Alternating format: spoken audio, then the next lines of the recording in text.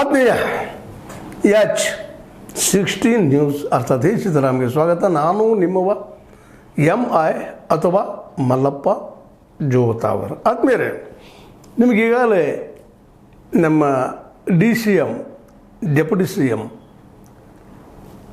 ನಮ್ಮ D K Shivakumar ಅವರು ಧರ್ಮಸ್ಥಳದ ಕುರಿತಾಗಿ ಷಡ್ಯಂತ್ರ ಅಂತ ಹೇಳಿದ್ ನೀವು ಕೇಳಿದ್ರಿ. ಒಂದು ರೀತಿಯಿಂದ ಈ ಧ್ವನಿ ಹೆಂಗಾಗಿತ್ತಪ್ಪ ಅಂದ್ರೆ BJP ಧ್ವನಿ ಆದಂಗಾಗಿತ್ತು. ಆ ಟೀಕೆಗಳು ಸಾಕಷ್ಟು ಆದವು. ಹೆಗ್ಗಡೆ ಅವ್ರ ಪರವಾಗಿ ಬ್ಯಾಟ್ ಬೀಸಿದ್ರು. ಆದರೆ ಇವತ್ತು SIT ಪರವಾಗಿ ಒಂದೆರಡು ಮಾತಾಡಿದ್ದಾರೆ. ಅವು ನಾವು ವಿಶ್ಲೇಷಣೆ ಮಾಡಲೇಬೇಕಾಗ್ತದೆ ಇವತ್ತು. ಅದರಲ್ಲೂ ಮುಖ್ಯವಾಗಿ ಧರ್ಮಸ್ಥಳ ಪ್ರಕರಣದಲ್ಲಿ ಜನರಿಗೆ ವಾಸ್ತವಾಂಶ ತಿಳಿಸೋದಷ್ಟೇ ರಾಜ್ಯ ಸರ್ಕಾರದ ಉದ್ದೇಶ. ನಮ್ಮ ಉದ್ದೇಶ ಏನಪ್ಪ ಅಂದ್ರೆ ವಾಸ್ತವ ಏನದಲ್ಲಿ ಏನು ನಡೆಯುತ್ತೆ ಅಷ್ಟು ತಿಳಿಸೋದಷ್ಟೇ ನಮ್ಮ ಕೆಲಸ, ಜನರಿಗೆ ತಿಳಿಸೋದು.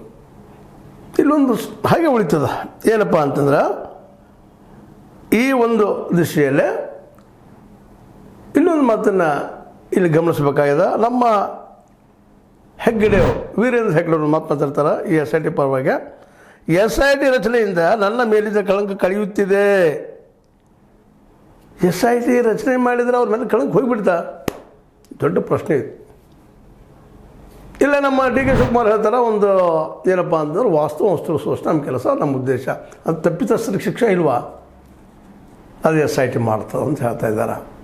ಇದೇ ಸಂದರ್ಭದಲ್ಲಿ SIT ಅಂದರೆ ನ್ಯಾಯಾಲಯ ಮುಂದೆ ನಮ್ಮ ಮುಸುಕುದಾರಿ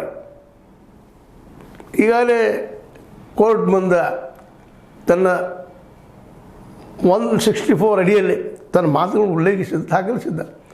ನಾ ಹೇಳೋದೆಲ್ಲ ಸತ್ಯ ಅಂತೇನೆ. ಆ ಸಂದರ್ಭದಲ್ಲೇ ಅಲ್ಲಿ ಹೆಣ ಹೋಗ್ತಿದ್ದಾಗಿರ್ಬೋದು, ಕೊಲೆಗಳಾಗಿರ್ಬೋದು, ಸೌಜನ್ಯ ಕೇಸಿನ ಬದ್ದಲ ಆಗಿರ್ಬೋದು, ಇನ್ನೊಂದರ ಬಗ್ಗೆ ಆಗಿರ್ಬೋದು. ಹೌದು, ಇದೆಲ್ಲ ಸತ್ಯ. ನಾನು ಹೋಗಿದ್ದು, ಬೇರೆ ಕಡೆ ಇದ್ದಿದ್ದು, ನನ್ನ ಜೀವಕ್ಕೆ ಅಪಾಯ ಇತ್ತು, ಯಾಕೆ ಧರ್ಮಸ್ಥಳ ಬಿಟ್ಟೆ, ಏನು ಕಾರಣ ಬಿಟ್ಟೆ, ಎಲ್ಲರೂ ವಿವರವಾಗಿ ನೀವು ಈಗಾಗಲೇ ನೋಡಿದಿರಿ. ಅದನ್ನು ಹೇಳಿಕೊಟ್ಟಿದ್ರು ಮೊದಲಿಗೆ. ಇವತ್ತು ಒಂದು ತಿಂಗಳು ಜೈಲಲ್ಲಿ ಬಿದ್ದ ಮೇಲೆ ಉಲ್ಟಾ ಹೊಡೆದಿದ್ದಾರೆ. ಅದ್ರ ವಿರುದ್ಧವಾಗಿ ಇದನ್ನು ಒಂದು ಷಡ್ಯಂತ್ರ ಮಾಡಿ ನಮ್ಮ ಕೆಲವೊಂದು ಮಾಡಿಸಿದ್ರು. ಅಂದರೆ ಇದು ನೇರವಾಗಿ ಮಟ್ಟೆನವರು ಮತ್ತು ತಿಮರೋಡಿ ಮೇಲೆ ಇದು ಹೊರಡಿಸ್ತಾ ಇದ್ದಾನೆ ಈ ಒಂದು ಮುಸುಕುದಾರಿ ವ್ಯಕ್ತಿ ಅಥವಾ ಚೆನ್ನಯ್ಯ. ಇವತ್ತು ಚೆನ್ನಯ್ಯ ಆ ಒಂದು ಕಾಲಕ್ಕೆ ಮುಸುಕುದಾರಿ ಇದ್ದಾಗ ಸತ್ಯ ಹೇಳಿದ, ಓಪನ್ ಆದಾಗ ಈಗ